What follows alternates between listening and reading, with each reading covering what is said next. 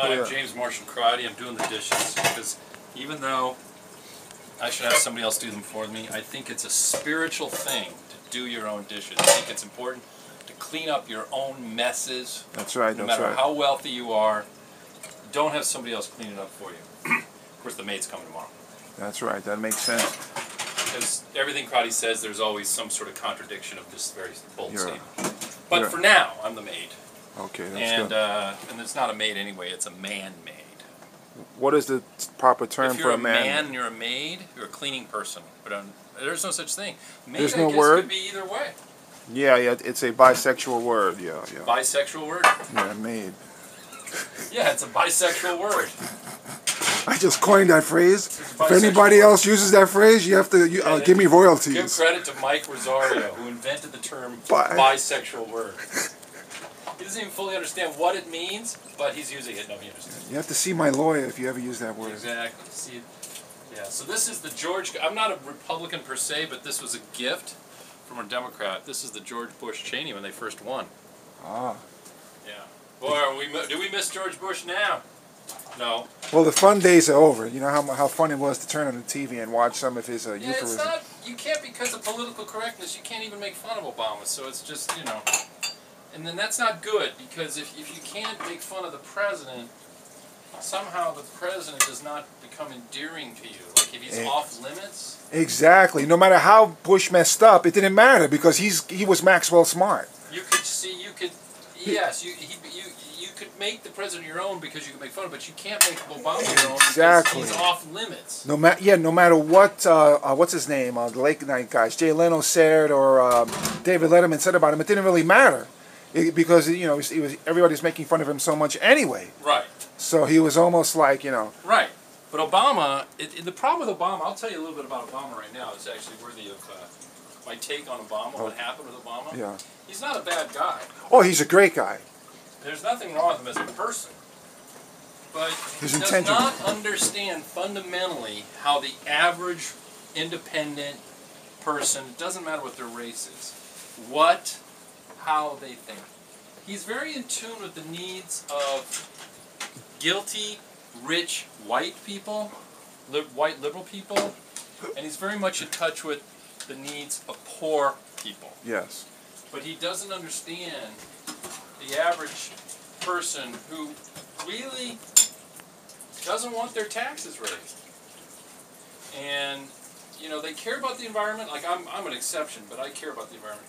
But the average person doesn't want their taxes raised, and they don't want their income redistributed and to feed poor people. They want to make that choice themselves by donating to an organization or volunteering, like I do. But they don't want the government to take their money and redistribute it. That's what he doesn't understand about people. And so, as a result, he's the president of the people and the super rich, guilty white people who have so much money they don't mind the government taking a little extra. But everybody else in between, he doesn't understand. And that's a problem. But is it his fault or the American people? We fell in love with his personality while we didn't look at his resume. I did. His resume, he's not qualified. I told people to vote for McCain, even though Palin was a complete idiot and an embarrassment to the country. I mean, Hillary everybody knows in the debates, Hillary was much more knowledgeable. And I was a big Hillary backer. She was more intellectually superior on the topics. Don't go for the sizzle. You got to go for the steak. Exactly. That's the old salesman's... yeah. Right, Rosario. He's a great man, a great speaker, but he's just not qualified. Okay. Most senators are not qualified to be president. No. Because what does a senator do? They do nothing. They show up and they vote. What else do they do? Right. Obama's never run a business. Right. You have to be a governor. No clue how to run a business. Exactly. You have to be a governor. You have to have some governmental experience. If you're running a business, I don't hire anybody.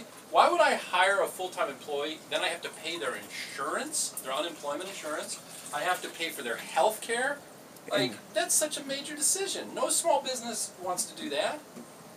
You just hire people, then you just hire people contract that they aren't employees, they get part-time work, and then you don't pay anything. So I think he puts too many burdens on business.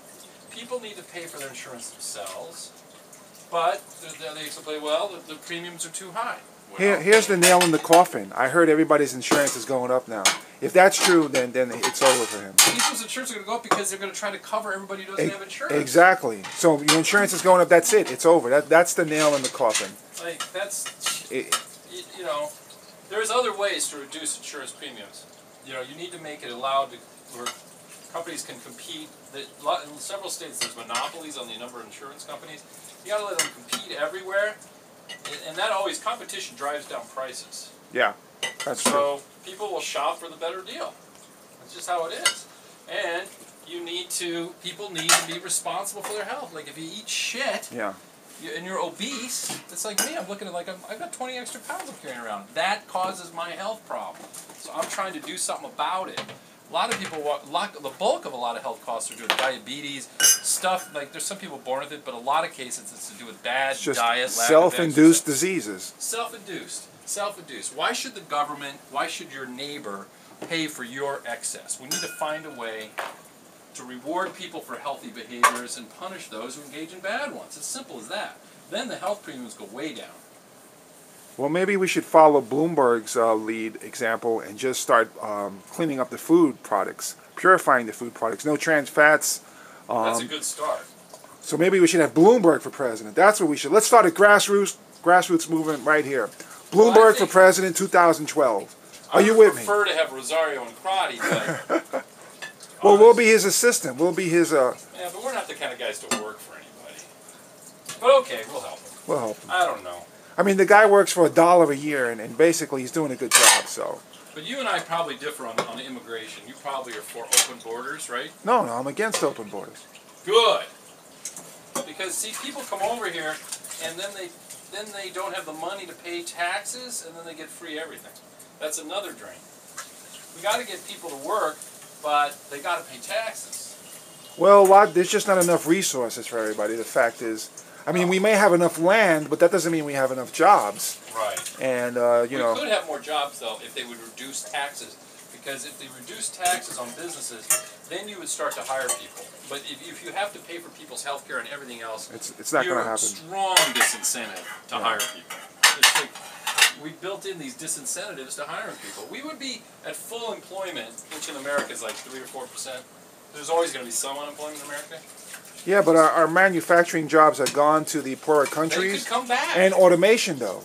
They could come back. Those jobs could come back. But as technology increases, now the machines do the job of men. So, right. You know, just look at the token booth clerks. They're replaced by the what do you call it? Those MetroCard machines. If you decrease taxes dramatically, those people would not ship those jobs overseas as much.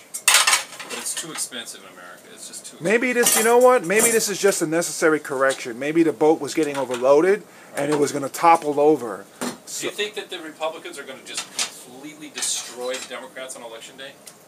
Well, I heard this guy interviewing college kids.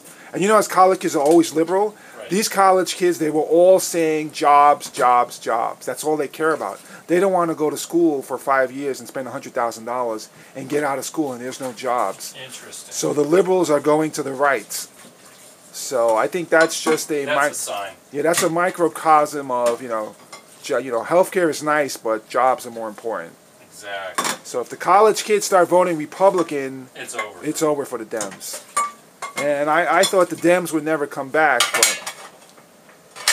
but like I said, I think this is a necessary correction. I think the boat was getting too full. Yeah. And you know, maybe we ought to start going to Mexico and get. That's what I think I'm going to do. I'm going to Mexico and open up a taco cart. You want to come with me, Crotty? Absolutely. They don't have enough good tacos in Mexico. We need some American tacos in Mexico. And then we're going to Thailand, man, and we're opening up a Thai restaurant. It's going to be Mike and Jim's American Thai food. You know what? Let's do it. Let's do it. You know what we should do? If we don't like the fact that all of Central America is moving up to the United States, we're going to Central America. Let's go. We're starting businesses in Central America, damn it.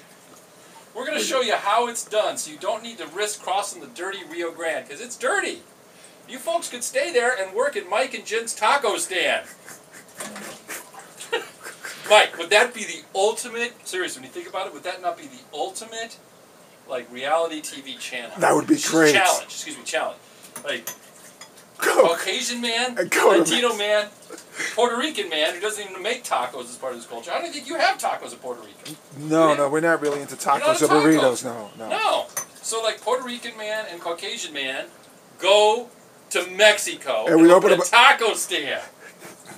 And if we're successful, that blows the bubble. That proves everything right there. We might actually settle the immigration problem. They might follow us. If they can do it, we might as well stay here and open up. I felt that the ultimate solution to the immigration problem is to get Mexico to be a lucrative place to live and do business, don't you? Yeah, we bring capitalist Mexico. ideas over there. Sure. Mexico. I mean, it makes so much sense. It's probably cheaper and shit for us to live there. Yeah. Mike, you've got a big idea there. I think for $10,000 we can probably live there 2 years. Don't you think we could live there cheaply? Sure, let's do it. We're doing it. We're taking the Mike and Jim Road Show. We're gonna get the Prius. We're taking. Rosario's got a flight to LA. We're gonna take the Prius through Tijuana. We're going down there and we're gonna find the cheapest place to live in all of Mexico. We don't want to die. We don't get the drug guys coming. Right. But we're gonna live there and we're gonna open a taco stand. Stay tuned. This is gonna be a new movie. Dude. Dumber and Dumber Part 2 coming to a theater near you. We're going to open a taco stand. We're going to try to go through all the business licensing. Can't you see us? There we are. Do you speak a little Spanish still? Sí, yo hablo español muy bueno. Perfect. You're my Spanish emissary.